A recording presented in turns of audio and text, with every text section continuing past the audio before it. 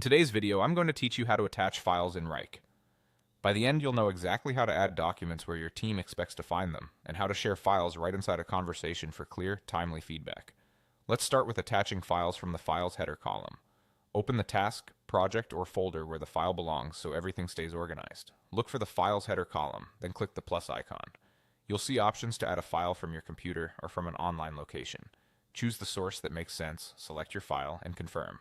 You'll notice an upload indicator. Give it a moment to finish so the attachment is fully available to your teammates. Once it's uploaded, the file will appear under Files, where you can open it, preview supported formats, or update it later if a new version comes along. Keeping attachments here helps centralize project materials so people don't have to dig through messages to find what they need.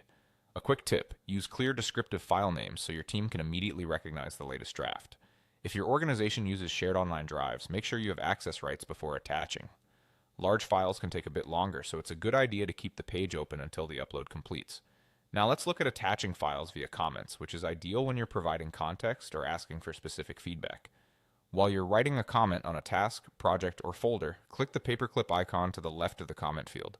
Select your file, wait for it to attach, and then add a short note that explains what you want the viewer to look at. Post the comment, and your file will sit right alongside your message. This keeps the conversation and the related material in one place, so reviewers can see the file and your instructions together. It's especially helpful during reviews, approvals, or quick check-ins where timing and clarity matter. A few best practices here: keep your comment focused on the action you need, and attach only the relevant files to avoid clutter. If you're working with multiple related documents, attach them in one comment and label them clearly in your message. And if an upload doesn't start, check your connection or try a smaller version of the file. That's it, 2 straightforward ways to attach files in Wrike. Use the Files header column to keep project materials organized, and the paperclip in comments to share files with precise context. Thanks for watching, and happy collaborating.